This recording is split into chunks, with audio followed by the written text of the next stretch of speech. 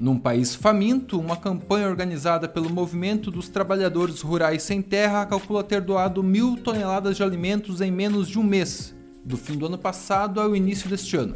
Tem quem chame isso de terrorismo. Enquanto o sul da Bahia ficava embaixo da água, uma brigada de médicos populares foi enviada pelo MST para atender a população, àquela altura vulnerável a infecções como a leptospirose. Tem quem chame isso de milícia.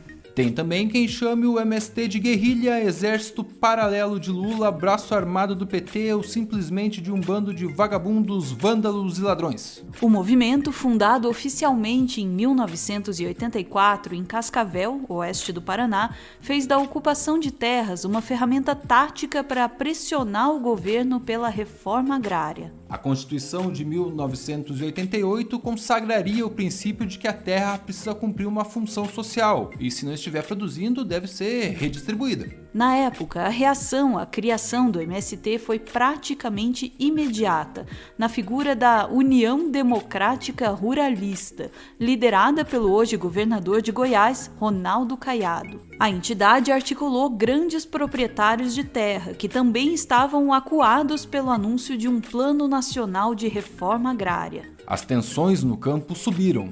Em uma entrevista para o programa Roda Viva, Caiado deixou clara a visão dos ruralistas ao comentar a situação na região do Bico do Papagaio, extremo norte do Tocantins. Não somos nós que temos nos presidentes dos nossos sindicatos homens formados em Nicarágua e em Cuba. A violência explodiu. Em 4 anos, foram 640 assassinatos no campo. Entre eles, o do líder extrativista Chico Mendes, encomendado por um representante dos latifundiários no Acre. Era só o começo. As mortes e assassinatos continuaram nas décadas seguintes. Em 35 anos, 1.973 trabalhadores rurais foram executados em disputas de terra.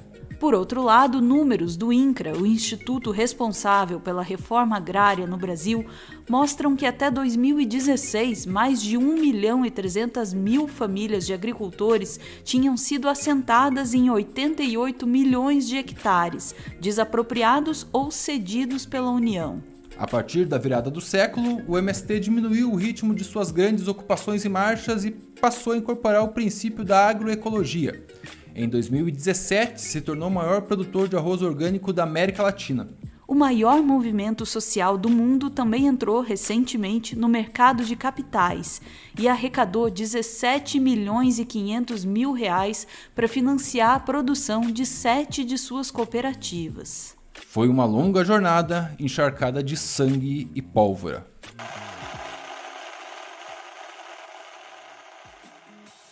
Na década de 1970, a agricultura brasileira, principalmente da região sul, passou por um intenso processo de modernização.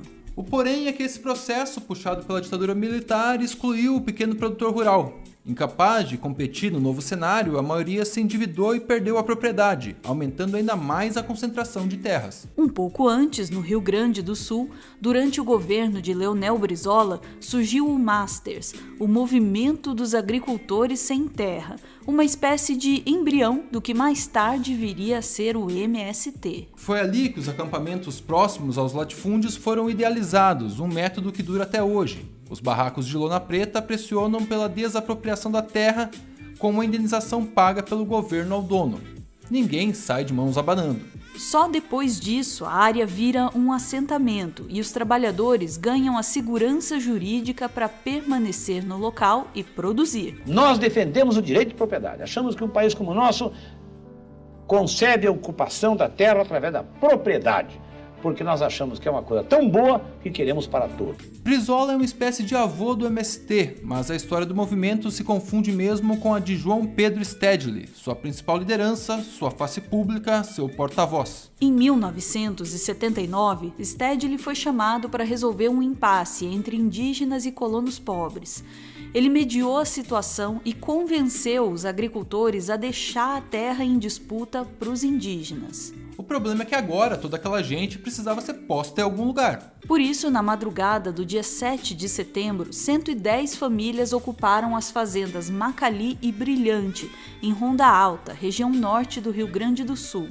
As duas áreas, desapropriadas anos antes, na época de Brizola, com o tempo tinham sido novamente griladas por fazendeiros. Em dezembro de 1980, outro acampamento, o de Encruzilhada Natalino, foi erguido não muito longe dali. O episódio chamou a atenção da opinião pública nacional. O governo militar do general João Batista Figueiredo resolveu intervir e enviou para a região tropas do exército. O comandante era Sebastião Rodrigues de Moura, o Major Curió, conhecido por ser um dos responsáveis por esmagar a guerrilha do Araguaia. Cerca de 600 famílias estavam acampadas em Encruzilhada Natalino.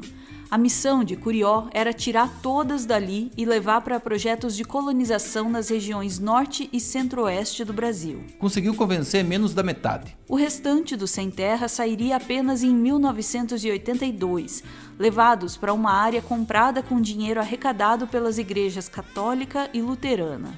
O MST seria fundado oficialmente 2 anos depois, quando os agricultores gaúchos se juntaram a outros insatisfeitos de Santa Catarina e também do Paraná. Os últimos tinham sido desalojados para a construção da barragem da usina de Itaipu. O primeiro Congresso Nacional do Movimento aconteceria em Curitiba. Em pouco tempo já existiam mais 90 acampamentos no país, a maior parte deles no Centro-Sul.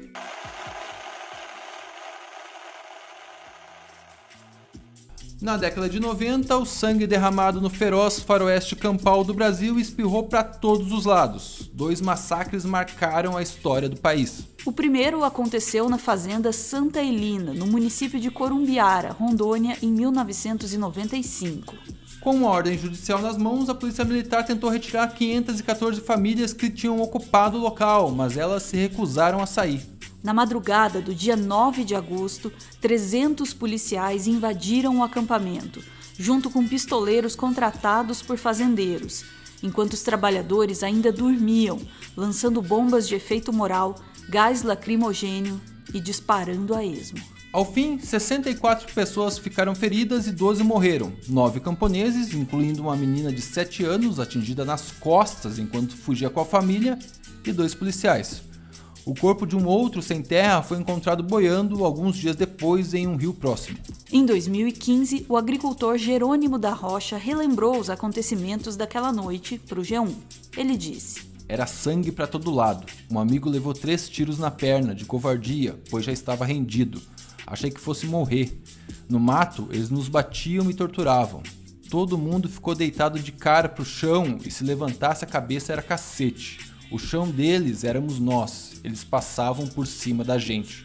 8 meses depois de Corumbiara, o palco da matança foi Eldorado dos Carajás, no Pará. No início de 1996, 3.500 famílias ocuparam a fazenda Macaxeira, que já tinha sido considerada um dos maiores latifúndios do estado.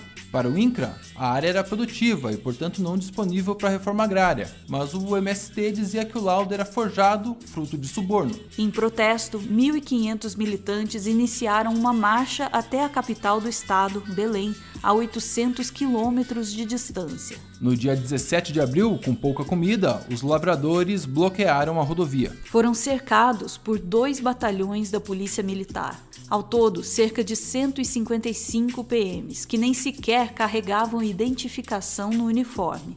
O plano era barbarizar e eles seguiram ele à risca. O que você vai ouvir a seguir são as vozes desesperadas da repórter Marisa Romão e também do cinegrafista Oswaldo Araújo, ambos da TV Liberal, que cobriram o morticínio. Repórter! Para, eu sou repórter! Tá bom, para!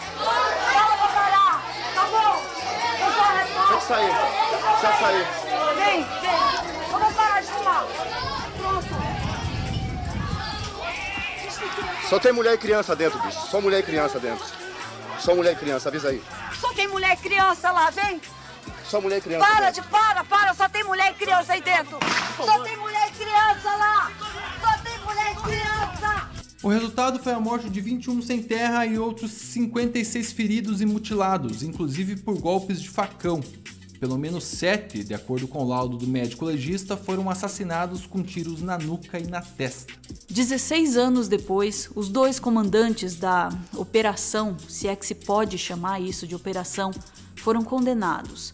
O coronel Mário Colares Pantoja e o major José Maria Pereira Oliveira, a 228 e 154 anos de prisão, respectivamente. O então secretário de Segurança Pública do Pará, Paulo Sete Câmara, admitiu ter dado a ordem de usar a força necessária, inclusive atirar, mas nunca foi responsabilizado. Morreu recentemente por complicações causadas pela Covid-19.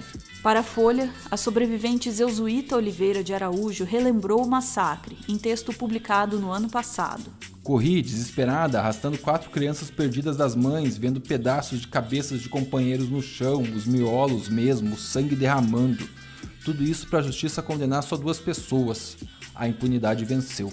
Durante a campanha de 2018, Jair Bolsonaro esteve na Curva do S, o local em que aconteceu o massacre, e comentou: Quem tinha que estar preso são as lideranças do MST que provocaram esse episódio, esses canalhas vagabundos, e não o coronel da Polícia Militar que estava cumprindo seu papel. E deixo bem claro, os policiais reagiram para não morrer trucidados por armas brancas desses bandidos do MST. Isso tem que mudar no Brasil. A carnificina em Eldorado dos Carajás teve repercussão internacional e encurralou o governo de Fernando Henrique Cardoso, que recriou o Ministério da Reforma Agrária. As discussões a respeito de um Brasil ainda feudal foram parar no horário nobre. Em junho, estreou na Globo a novela O Rei do Gado. O personagem Regino, vivido pelo ator Jackson Antunes, era inspirado em um dos líderes do MST, José Rainha Júnior. Em 1997, uma marcha do movimento foi recebida em Brasília por 100 mil pessoas. O apoio social à causa do MST era visível.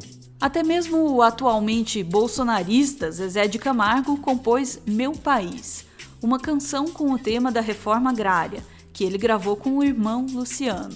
Quando a década terminou, o MST tinha se espalhado por 23 estados e conseguido assentar 350 mil famílias. Outras 100 mil viviam em acampamentos à espera da desapropriação de terras.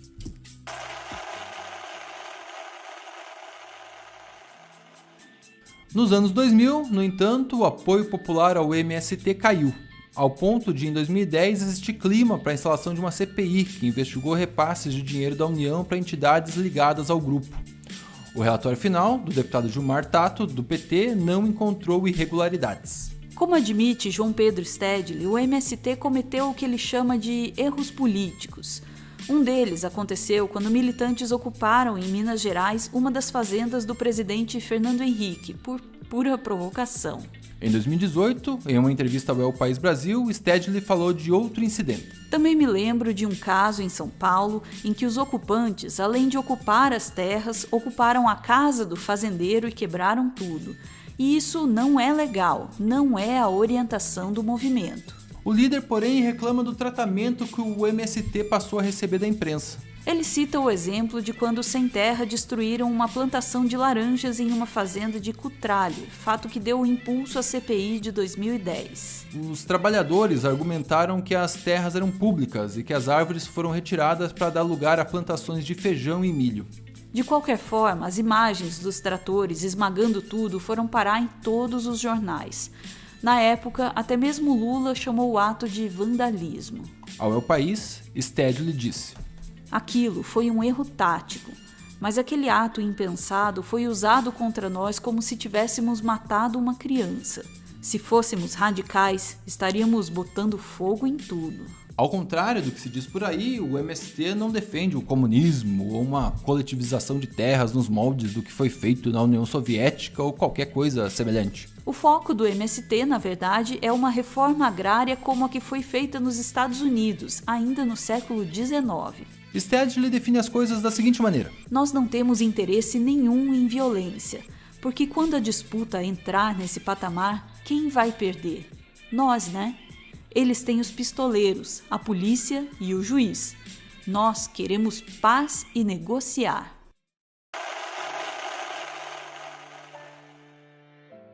O Meteoro é mantido graças a uma campanha de financiamento coletivo. Quem participa aparece aqui no finalzinho para receber o nosso agradecimento. Hoje, a Angélica homenageia o Murilo com a seguinte mensagem: Murilo, você mudou a vida de todos aqueles que tiveram o prazer de te conhecer. Seremos eternamente gratos pela sua existência. Obrigada por ter sido o amor da minha vida e ter me deixado ser o da sua.